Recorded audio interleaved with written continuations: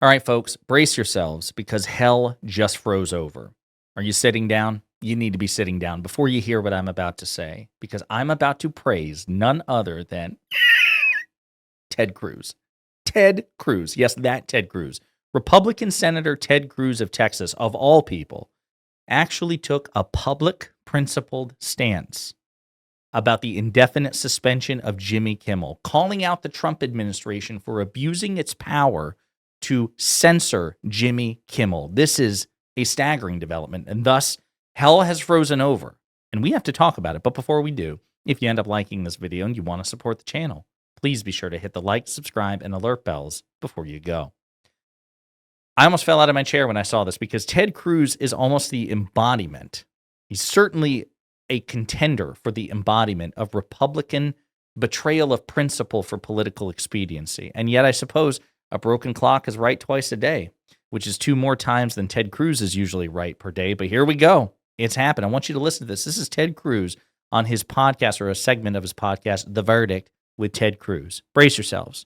He threatens explicitly, we're going to cancel ABC's license. We're going to take him off the air so ABC cannot broadcast anymore. And I got to say, he threatens it. He says, we can do this the easy way, or we can do this the hard way. Yeah. And I got to say, that's right out of Goodfellas. That's right out of a mafioso coming into a bar going, nice bar you have here. It'd be a shame if something happened to it. And I got to say, look, I understand. Jimmy Kimmel has mocked me so many times I cannot count. The corporate media, they are dishonest. They are liars. I hate what Jimmy Kimmel said. I am thrilled that he was fired. But let me tell you, if the government gets in the business of saying, we don't like what you, the media, have said, we're going to ban you from the airwaves if you don't say what we like. That will end up bad for conservatives. It reminds me of, you and I are both fans of The Lord of the Rings. Yeah. J.R.R. Tolkien. It reminds me of like the Ring of Power. And it is so attractive. It's sort of like conservatives saying, wait, if we have government, we have power. Yeah. We can ban the media. Let me tell you what will happen. Going down this road, there will come a time when a Democrat wins again. Wins the White House. They will get rid of every talk show host in America that's a conservative. They'll get rid of every podcast. They'll get rid of everybody on YouTube. They will silence us. They will use this power, and they will use it ruthlessly.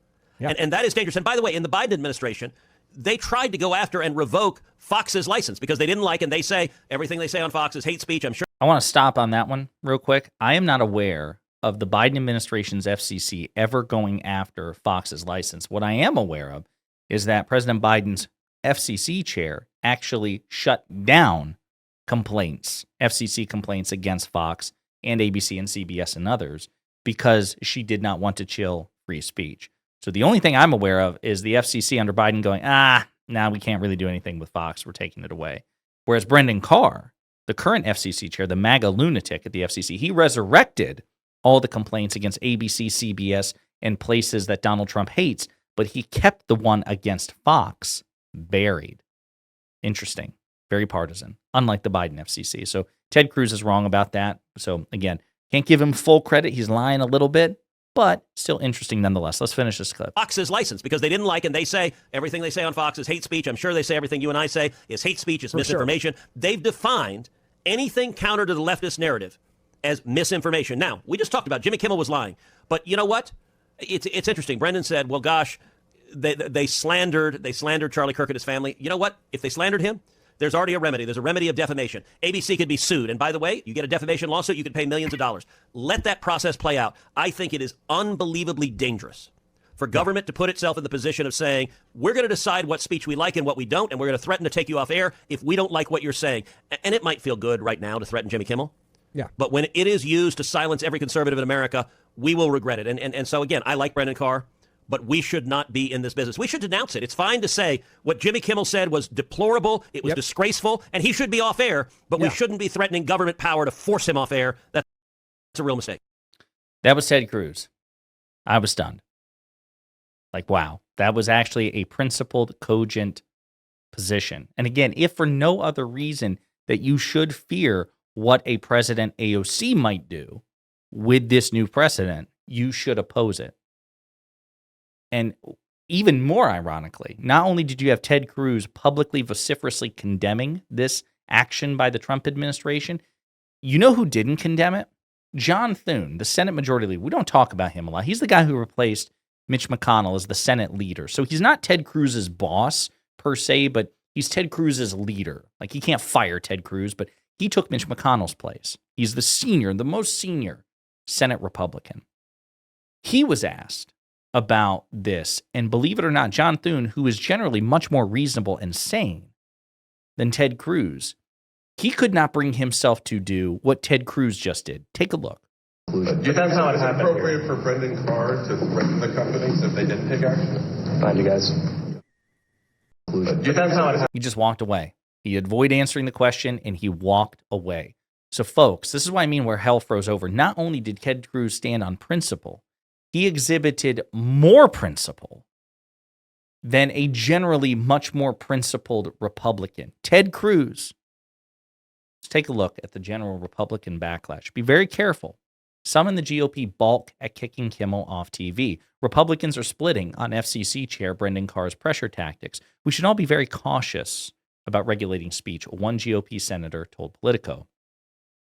A handful of prominent Republicans on Capitol Hill said they were worried about the implications of FCC Chair Brendan Carr pressuring a TV network to suspend late-night host Jimmy Kimmel.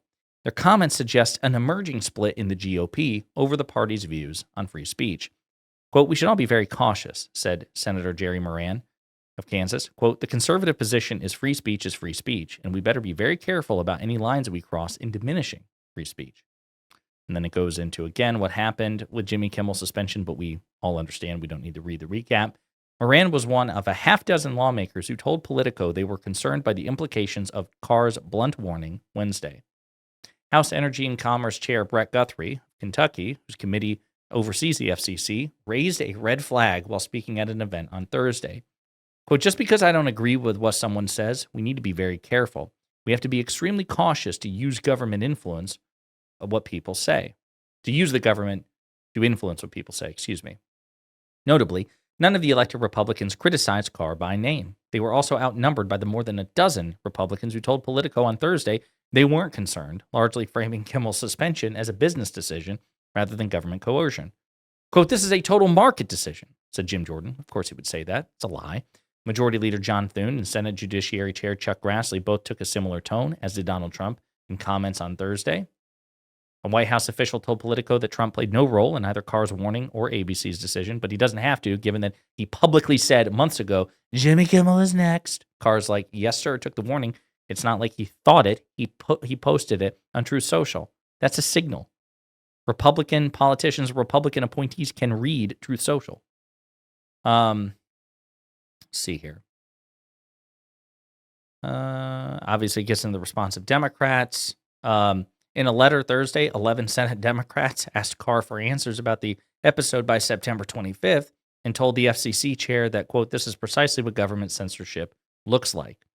The issue was far messier and far less unanimous for the GOP, many of whose members have been taking strong free speech stances on other culture issues.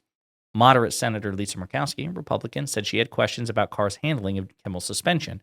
This is a key. Asked whether it could set a problematic precedent if Democrats come into power, she said, "Yes, I have questions."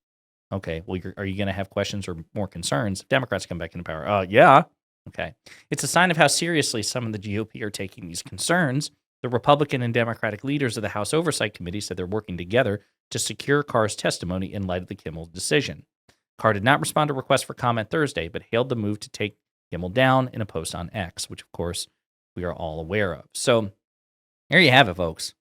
Again, I hate to do it, but we got to do it. We got to give the devil his due, and even the devil's, ridiculous sidekick.